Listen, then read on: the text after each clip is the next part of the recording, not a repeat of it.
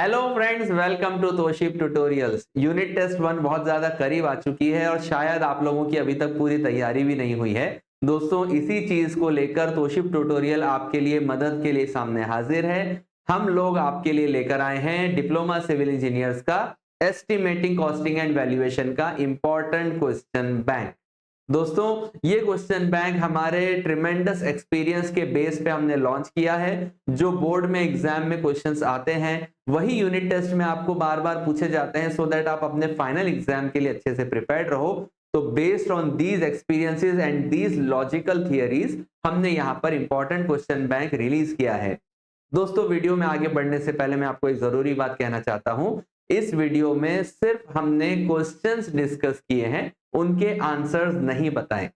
क्योंकि दोस्तों, अगर हम आंसर्स बताएंगे तो वीडियो बहुत ज्यादा लेंदी हो जाएगा, आपको देखने में भी बोर होगा और आपका इंटरेस्ट पढ़ाई से खत्म हो सकता है। तो इस चीज को ध्यान में रखते हुए हमने सिर्फ क्वेश्चन बैंक यहाँ पे लॉन्च किया है। अगर आप इन क्वेश्चंस के इंपॉर्टेंट आंसर जानना चाहते हो, पढ़ाई अच्छे से इफेक्टिव वे में लर्निंग करना चाहते हो, तो दोस्तों फटाफट गूगल प्ले स्टोर और एप्पल ऐप स्टोर से तोशिप ट्यूटोरियल ऐप को इंस्टॉल करिए और अपने मन पसंदीदा कोर्स को वहां से परचेज करिए। ऑफर्स आते जाते रहते हैं, लेकिन हमारे पास अभी ज्यादा वक्त नहीं है क्योंकि यूनिट टेस्ट हमारा बहुत करीब आ चुका है। तो दोस्तों, चलिए हम देखते हैं आगे यूनिट टेस्ट 1 का क्वेश्चन बैंक क्या है। दोस्तों, मैं आपको इसका मैकेनिज्म थोड़ा सा बताता हूं। एमएसबीटी का रूल ये कहता है कि यूनिट टेस्ट 1 आने तक आपका कम से कम 40% सिलेबस कंप्लीट होना चाहिए। तो दोस्तों, 70 मार्क्स का अगर आपका थियरी एग्जाम हम कंसीडर करते हैं तो उसका 40% यानी मिनिमम 28 मार्क्स का कवरेज। इस बेसिस के ऊपर हमें इतना अंदाजा आ जाता है कि हमारे पास ये 3 चैप्टर्स के क्वेश्चंस आएंगे। मतलब आपके ये 3 चैप्टर्स के क्वेश्चंस हमें यूनिट टेस्ट 1 में पूछे जाने वाले हैं। सबसे पहला चैप्टर है हमारा basics of estimating and costing, जिसका वेटेज है बोर्ड के हिसाब से ओनली 6 मार्क्स। दूसरा चैप्टर है अप्रोक्सीमेट एस्टिमेट, 8 मार्क्स का चैप्टर है। 6 + 8 हो गया 14। इसका मतलब आपको third chapter preparation of detailed estimate, जो सबसे जरूरी चैप्टर है और सबसे बेसिक कॉन्सेप्ट लर्निंग का चैप्टर है, उस चैप्टर के 30 मार्क्स के वेटेज में से आपको आएंगे सिर्फ 15 मार्क्स के क्वेश्चंस। मैंने 15 लिखा, एक्चुअली 14 हम बोल सकते हैं, लेकिन मैं ये बताना चाहता हूं कि हाफ ऑफ द चैप्टर आपको यहां पर यूनिट टेस्ट 1 के लिए पूछा जाएगा। तो दोस्तों, बेस्ड ऑन आपके कॉलेज में कितना कंटेंट पढ़ाया गया, उसके बेसिस पे एक दो क्वेश्चंस हम ऊपर नीचे देखेंगे चेक करके कि क्या हो सकता है। लेकिन पहले हम जाते हैं हमारे फर्स्ट चैप्टर की तरफ।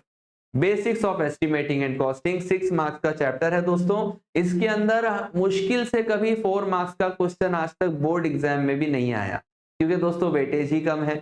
तो यहां पर अगर हम देखेंगे तो डेफिनेशन में आपको इंपॉर्टेंट डेफिनेशंस दिए गए हैं, that is the administrative approval and technical sanction.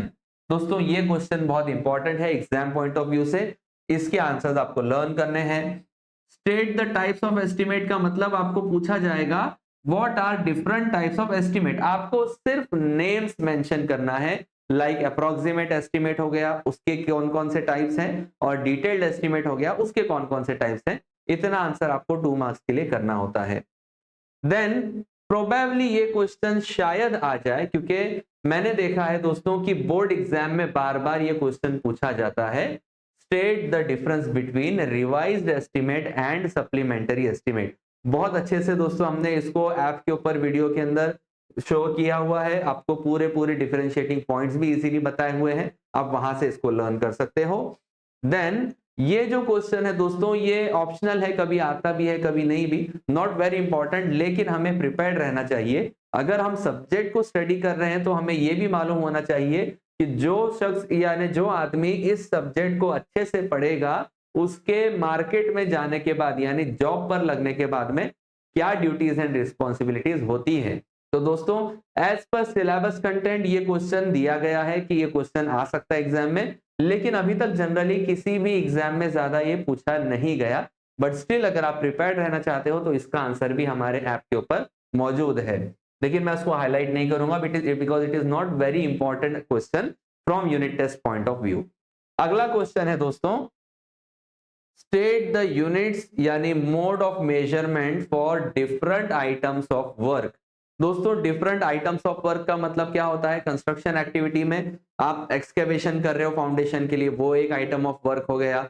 आपने पीसीसी कर दिया यानी plane cement concrete ground level पर बिछा दिया फाउंडेशन के लिए, वो एक अलग से आपका आइटम ऑफ वर्क हो गया। आप फुटिंग वर्क कर रहे हो, फाउंडेशन का काम कर रहे हो ब्रिक वॉल्स के लिए, वो आपका अलग से आइटम ऑफ वर्क हो गया। आपने दीवारें ऊपर खड़ी कर दी यानी आपने जो है क्या कर दिया, सुपर स्ट्रक्चर कंस्ट्रक्ट करना शुरू कर दिया, वॉल्स आप बना रहे हो, वो आइटम ऑफ वर्क अलग हो गया। वॉल के ऊपर आप प्लास्टरिंग चढ़ा रहे हो सीमेंट मोर्टर का, वो अलग से आइटम ऑफ वर्क हो गया। दोस्तों इस तरह से बहुत सारे आइटम ऑफ वर्क हैं और उन सब का कुछ यूनिट ऑफ मेजरमेंट होता है। जैसे अर्थ वर्क के लिए मीटर क्यूब है, आपके प्लास्टरिंग के लिए मीटर स्क्वायर होता है। अगर आप कोई भी सॉरी, अगर आप कोई भी तरह का रेलिंग यानी स्टील का अगर आप कोई कंस्ट्रक्शन कर रहे हो, स्टील के लिए हैंड रेल आप बना रहे हो स्टील का, उसका रनिंग मीटर का यूनिट ऑफ मेजरमेंट होता है। ऐसे अलग अलग आइटम्स ऑफ वर्क के यूनिट ऑफ मेजरमेंट होते हैं। और दोस्तों 2 मार्क्स के लिए फाइनल बोर्ड एग्जाम में भी आपको एटलीस्ट 2 क्वांटिटीज ऐसी दी जाती है जिसका आपको यूनिट ऑफ मेजरमेंट बताना होता है। तो it is also very important question from exam point of view. State the rules of deduction for plastering. दोस्तों बहुत ज्यादा ही इंपॉर्टेंट क्वेश्चन है। रूल्स ऑफ डिडक्शन को याद रखने के लिए एक शॉर्टकट आसान तरीका है जो हमने ऐप के ऊपर ऑलरेडी बताए हुए हैं कि अगर आपका ओपनिंग जिसको आप डिडक्शन करने वाले हो प्लास्टरिंग का, वो ओपनिंग के साइज पे डिपेंड है कि आपको कितना डिडक्शन करना है या फिर कितना एडिशन करना है या डिडक्शन करना भी है या नहीं करना है। दोस्तों ये सारी चीजें हमने डिटेल में ऐप के ऊपर आपको अच्छे से बताया हुआ है, आप वहां पर उसको देख सकते हो परचेज करके। And another important question from your unit test point of view is draft the specific or typical layout of measurement sheet and the abstract sheet. दोस्तों ये क्वेश्चन एग्जाम में, बोर्ड एग्जाम में कम मर्तबा पूछा है, लेकिन यूनिट टेस्ट में श्योर शॉट ये क्वेश्चन आ सकता है क्योंकि मेजरमेंट शीट बनाने के बाद ही आपको समझ में आता है कि आप डिटेल्ड एस्टिमेट के क्वांटिटीज कैसे कैलकुलेट करेंगे। तो it is very important question from your unit test point of view. तो दोस्तों ये हो गए हमारे फर्स्ट चैप्टर के 6 मार्क्स के अकॉर्डिंगली इंपॉर्टेंट क्वेश्चन। अगला चैप्टर हम देखते हैं अप्रोक्सीमेट एस्टिमेट। दोस्तों 8 मार्क्स का वेटेज है, नॉट वेरी मच लोडेड। यहां पर 2 मार्क्स के भी क्वेश्चंस कम है। 4 मार्क्स के लिए कोई थियरी क्वेश्चन जनरली पूछा नहीं जाता है, आपको एक न्यूमेरिकल दिया जाता है सॉल्व करने के लिए।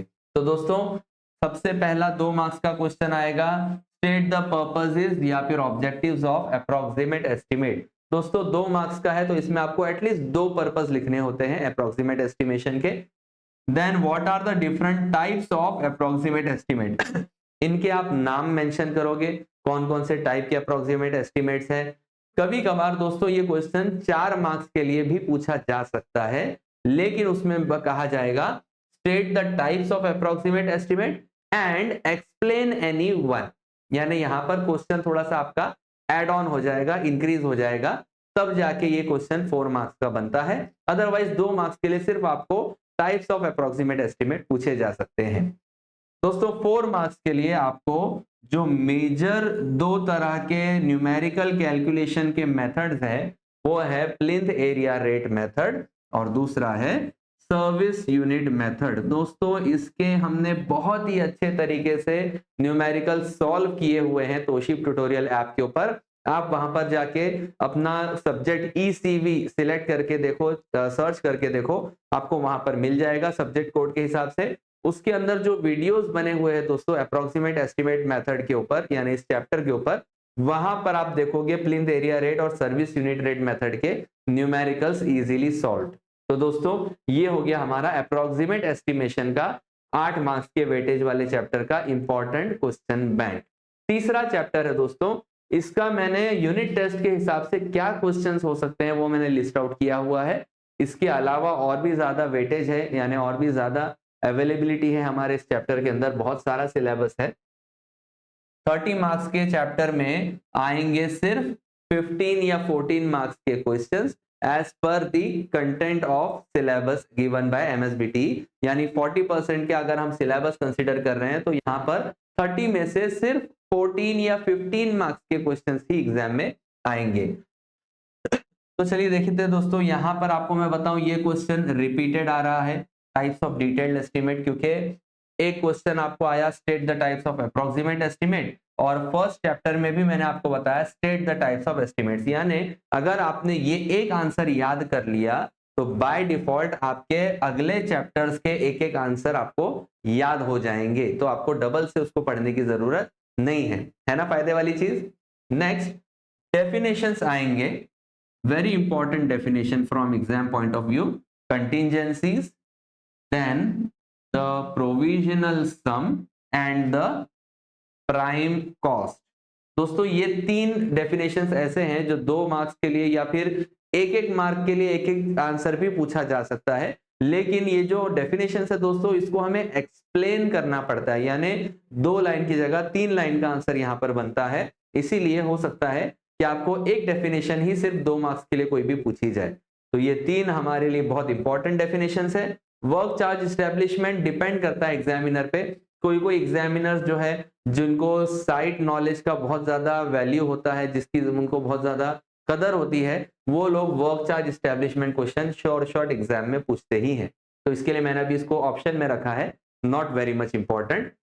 4 मार्क्स के लिए अगर हम देखेंगे तो दोस्तों मैंने देखा है कि बोर्ड एग्जाम में आपको थियोरेटिकली क्वेश्चन पूछा गया था, इस बार जो करंट एग्जाम गया उसमें भी, describe the steps of quantity calculation measurement by long wall short wall method या फिर बाय सेंटर लाइन मेथड। दोस्तों दोनों में से कोई एक टाइप आएगा, लेकिन सिंस ये मेथड को हम पीडब्ल्यूडी मेथड भी बोलते हैं, मतलब गवर्नमेंट भी इस मेथड को अप्लाई करती है, तो मोस्ट प्रोबेबल चांस है कि आपको डिस्क्रिप्शन पूछा जाएगा क्वांटिटी कैलकुलेशन का बाय पीडब्ल्यूडी मेथड, यानी long wall short wall method. तो दोस्तों उस पर थोड़ा ज्यादा एम्फोसिस आपको देना है।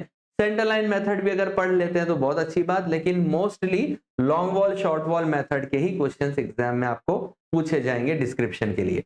और इसके बाद में दोस्तों न्यूमेरिकल्स आपको प्रैक्टिस करने होंगे। एक आपको प्लान दिया जाएगा बिल्डिंग का, उसके वॉल का सेक्शन बताया जाएगा, वॉल का सेक्शन और प्लान देखकर आपको उसके क्वांटिटीज निकालने हैं डिफरेंट आइटम्स ऑफ वर्क के। लेकिन कौन कौन से आइटम ऑफ वर्क के क्वांटिटीज निकालने वो आपको क्वेश्चन में दिया जाएगा। लाइक आपको बोला जाएगा कि आप एक्सकेवेशन की क्वांटिटी निकालो और पीसीसी की क्वांटिटी निकालो, टैंप प्रूफिंग कोर्स का क्वांटिटी निकालो, फाउंडेशन के अंदर के मैसनरी वर्क का क्वांटिटी निकालो। 4 पॉइंट्स हो गए, बस खत्म। या तो आपको ऐसा दिया जाएगा या फिर आपको बोला जाएगा कोई एक जैसे यूसीआर मैसनरी का क्वांटिटी निकालो फाउंडेशन का, और सुपर स्ट्रक्चर का क्वांटिटी निकालो वॉल्स का, प्लास्टरिंग का क्वांटिटी निकालो, और उसके अलावा कोई एक और पॉइंट पूछ लिया जाएगा। ऐसे भी 4 पॉइंट पूछ सकते हैं। तो दोस्तों ये वाला जो क्वेश्चन है, practice the numerical on calculation of different quantities by both methods, यानी by long wall short wall method, also by centre line method. दोस्तों इन दोनों भी मेथड्स का कंपैरेटिव स्टडी भी मैंने शो किया है वीडियो के अंदर, और इन दोनों मेथड्स को इंडिविजुअली भी सॉल्व करके दिखाया हुआ है। तो आप दोस्तों तोशिप ट्यूटोरियल ऐप के अंदर जब ईसीबी सब्जेक्ट परचेज करोगे, आपको उसके अंदर इस न्यूमेरिकल्स की प्रैक्टिस के लिए भी आपको अलग अलग वैल्यूज मिल जाएंगे, अलग अलग न्यूमेरिकल के वीडियोस मिल सकते हैं। दोस्तों ये जो लास्ट वाला क्वेश्चन बताया हुआ है, numerical on quantities of steel in RCC beam या फिर स्लैब कॉलम फुटिंग, जो भी है ये ऑप्शनल है। अगर आपके कॉलेज में, अगर आपके क्लास के अंदर सब्जेक्ट टीचर ने ये वाला पार्ट शुरू कर दिया है पढ़ाने के लिए, how to calculate steel reinforcement quantity, तो हो सकता है कि आपको ये वाला न्यूमेरिकल भी एग्जाम में आए प्रैक्टिस के लिए। तोशिप ट्यूटोरियल ऐप पे इसका भी सॉल्यूशन मौजूद है, घबराने की कोई बात नहीं।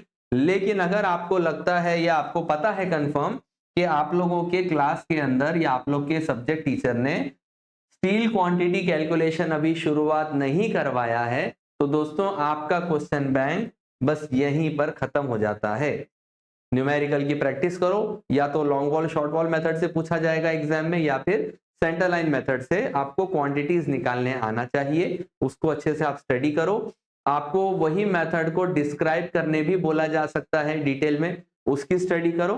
और 2 मार्क्स के जो मैंने हाईलाइट करके बताए हुए पॉइंट्स हैं, इनकी स्टडी करना है। यूनिट टेस्ट की अगर अभी भी मैं कह रहा हूं दोस्तों, अगर आपको अच्छे से अच्छी पढ़ाई करनी है तो फटाफट तोशिब ट्यूटोरियल ऐप को इंस्टॉल करें, डाउनलोड करें और अपने मनपसंद कोर्स को वहां पर परचेज करें। तब तक के लिए good bye and all the best for your unit test exam.